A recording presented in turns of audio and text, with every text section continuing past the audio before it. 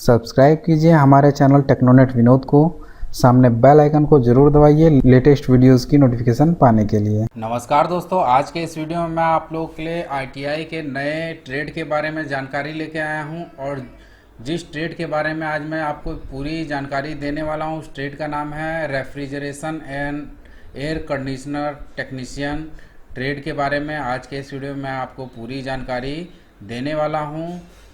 Minimum age क्या है इस कोर्स में एडमिशन लेने के लिए, मिनिमम क्वालिफिकेशन आपके पास क्या होनी चाहिए इस कोर्स में एडमिशन लेने के लिए, कितने साल का कोर्स होने वाला है, प्राइवेट आईटीआई या गवर्नमेंट आईटीआई में आपको एडमिशन लेना चाहिए, गवर्नमेंट सेक्टर में क्या क्या जॉब की अपॉर्चुनिटीज़ मिलेंगी आपको, प्राइवेट सेक्टर में किस किस सेक्टर में आपको जॉब की अपॉर्चुनिटीज़ मिलेंगी, सिलेबस क्या होने वाला है, कहाँ से आप डाउनलोड करेंगे, आप अगर इस कोर्स को कर लेते हैं तो आपको क्या क्या जॉब रोल दिए जा सकते हैं, पूरी जानकारी आज के इस वीडियो में आपको बताऊंगा। तो दोस्तों बने रहिएगा हमारे साथ और हमारे इस वीडियो को पूरा लास्ट तक देखिएगा। और दोस्तों अगर आपको हमारी वीडियो पसंद आए तो लाइक ज़रूर कर दीजिएगा और अगर आप हमारे चैनल पर नए हैं तो हमारे चैनल को सब्सक्राइब कर लीजिए, सामने बेल आइकन को जरूर दबाइएगा हमारी वीडियोज़ की लेटेस्ट नोटिफिकेशन पाने के लिए। मैं विनोद कुशवाहा और आप देख रहे हैं टेक्नोनेट विनोद। तो चलिए शुरू करते हैं। तो दोस्तों हम आ चुके हैं पीपीटी पे। कोर्स का नाम है refrigeration and air conditioning technician, mechanic refrigeration and air conditioning technician, या इसे refrigeration and air conditioning technician भी बोल सकते हैं। ये आईटीआई के इंजीनियरिंग ट्रेड में आता है और ये capital goods and manufacturing sector के अंतर्गत आता है। अब जानते हैं कि क्या होता है refrigeration and air conditioning technician. तो एक रेफ्रिजरेशन और एयर कंडीशनिंग तकनीशियन एक कुशल पेशेवर होता है जो आवासीय, वाणिज्यिक और औद्योगिक वातावरण सहित विभिन्न सेटिंग्स में रेफ्रिजरेशन और एयर कंडीशनिंग सिस्टम को स्थापित, रखरखाव और मरम्मत करता है। ये पेशेवर यह सुनिश्चित करने के लिए जिम्मेदार है कि ये प्रणालियाँ एक आरामदायक इंडोर वातावरण बनाए रखने और तापमान संवेदनशील उत्पादों जैसे भोजन और दवाओं की रक्षा के लिए कुशलतापूर्वक और प्रभावी ढंग से काम करती रहे। और रेफ्रिजरेशन, एयर कंडीशनर आदि का ज्ञान, मरम्मत तथा स्थापित करना एवं संचालन इस कोर्स में पूरी जानकारी आपको दी जाती है। अब जानते हैं कि कितने साल का ये कोर्स होता है। तो 2 वर्ष का कोर्स होता है और एंट्री क्वालिफिकेशन आपकी 10th पास होनी चाहिए और 10+2 व्यवस्था के अंतर्गत आपने गणित और विज्ञान विषयों के साथ कक्षा 10 पास किया होना चाहिए या उसके समकक्ष आपने कोई कोर्स किया हो। कौन सा बोर्ड बेटर है, एनसीवीटी या एससीवीटी? तो फर्स्ट प्रायोरिटी आप देंगे एनसीवीटी को, एससीवीटी लास्ट केस में देंगे। अगर कोई ज़रूरी नहीं है तो आप उसको छोड़ भी सकते हैं। प्रायोरिटी आपकी रहेगी कि आप एनसीवीटी से ही आईटीआई करें। कौन सा कॉलेज बेटर है, तो गवर्नमेंट या प्राइवेट? तो फर्स्ट प्रेफरेंस आप देंगे गवर्नमेंट आईटीआई को क्योंकि वहाँ पे आपकी फ़ीस बहुत कम लगती है। प्राइवेट आईटीआई में थोड़ी सी फ़ीस ज़्यादा है बट स्कॉलरशिप के माध्यम से आपकी फ़ीस रिफ़ंड भी हो जाती है। तो किसी से भी करिए, कोई बहुत ज़्यादा दिक्कत नहीं हो। अब आ जाते हैं कोर्स स्ट्रक्चर क्या होने वाला है। ट्रेड प्रैक्टिकल आपका 840 घंटों का है, ट्रेड थ्योरी आपकी 240 घंटों की है, एम्प्लॉयबिलिटी स्किल आपका 120 आवर्स का है और टोटल मिला के फर्स्ट ईयर में आपका 1200 घंटे हो जाते हैं। और यहीं ग्रुप प्रोजेक्ट आपका जो है कि 150 घंटों का होता है फर्स्ट ईयर के लिए। यही चीज़ आपकी सेकेंड ईयर में भी सेम होती है। तो 1200 घंटे का आपका कोर्स हो गया और 300 घंटों का आपका प्रोजेक्ट हो गया।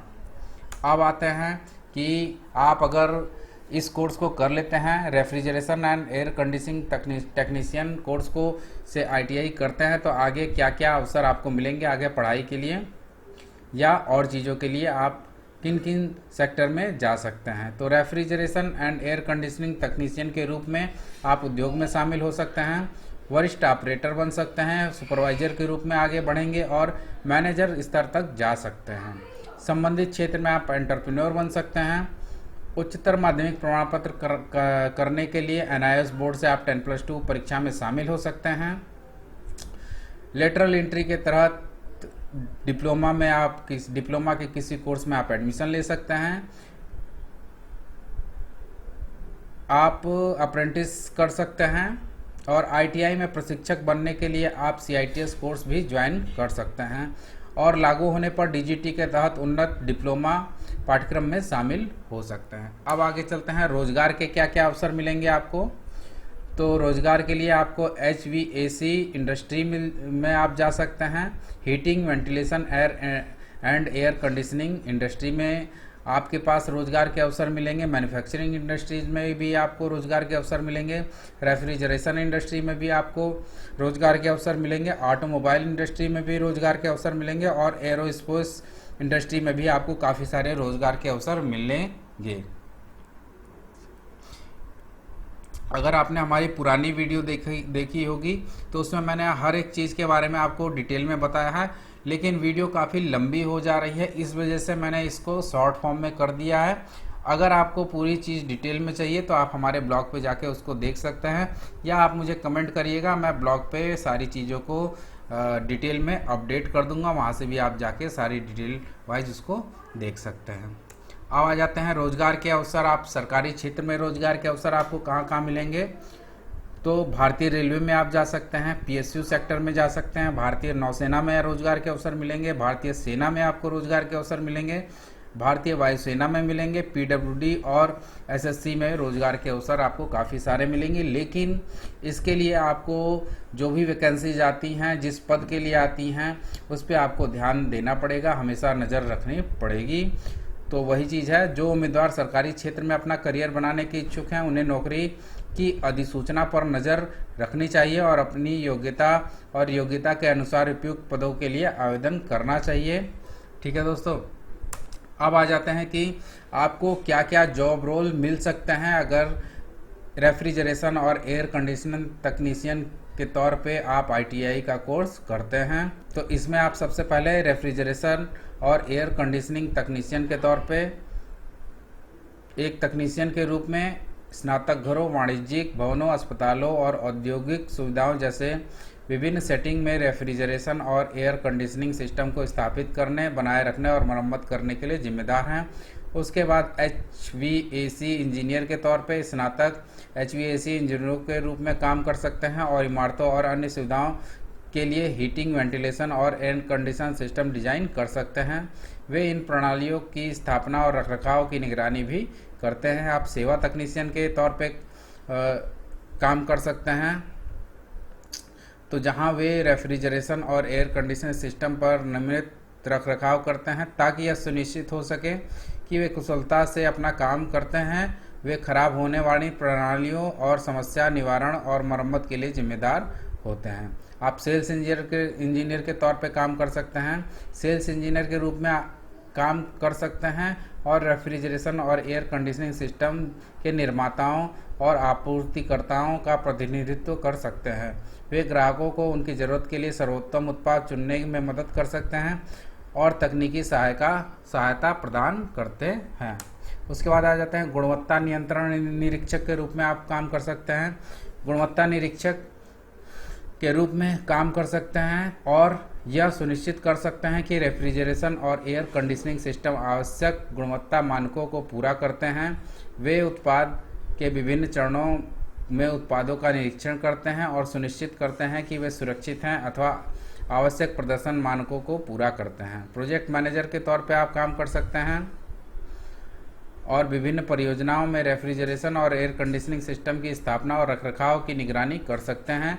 वे यह सुनिश्चित करने के लिए आर्किटेक्ट, ठेकेदारों और ग्राहकों जैसे विभिन्न हितधारकों के साथ समन्वय करते हैं और परियोजनाओं समय पर और बजट के भीतर पूरी हो जाए।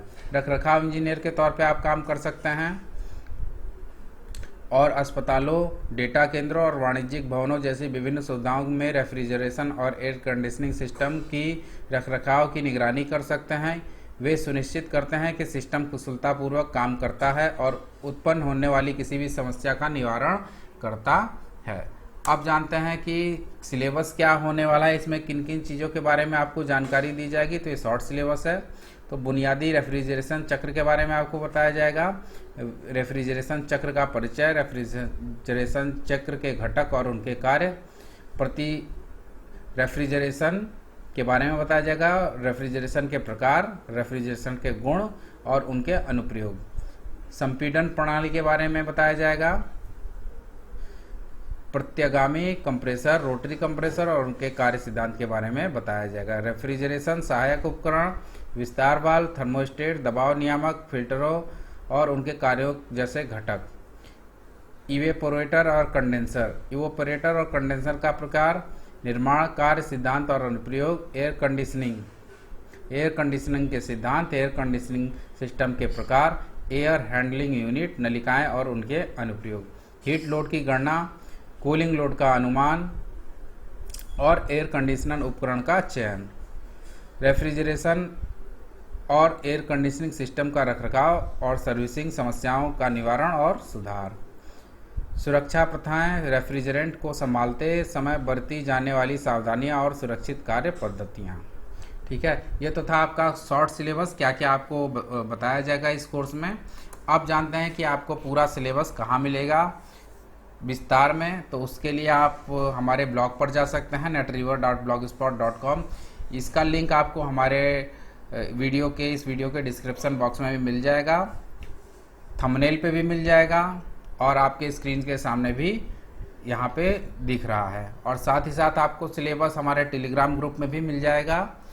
तो दोस्तों, अगर अभी तक आपने हमारे टेलीग्राम ग्रुप को ज्वाइन नहीं किया तो उसको सबसे पहले जाके ज्वाइन कर लीजिए। जितने भी सिलेबस के वीडियो हो गए, कोर्स के ITI कोर्स के वीडियो हो गए या कोई भी टॉपिक, तो उनके जो भी नोटिफिकेशन वगैरह होते हैं वो मैं टेलीग्राम ग्रुप पे शेयर कर देता हूँ। वहाँ से भी आप जाके उसको डाउनलोड कर सकते हैं। तो दोस्तों, अगर आपको हमारा वीडियो पसंद आया है तो इस वीडियो को लाइक ज़रूर कीजिएगा, अपने दोस्तों के साथ ज़्यादा से ज़्यादा शेयर कीजिए। और दोस्तों, अगर कोई क्वेरी है, कुछ समझ में नहीं आ रहा है या किसी और अन्य कोर्स के बारे में आप पहले जानकारी चाहते हैं तो उसके लिए आप मुझे कमेंट सेक्शन में कमेंट करके बता सकते हैं कि मुझे इस कोर्स के बारे में जानकारी चाहिए। तो उस टॉपिक पे मैं उस कोर्स की मैं वीडियो पहले बना के आपको बता दूंगा। ठीक है दोस्तों। और दोस्तों, अगर आप हमारे YouTube चैनल पर नए हैं तो हमारे चैनल को सब्सक्राइब कर लीजिए। और दोस्तों, आज के लिए इतना ही, धन्यवाद।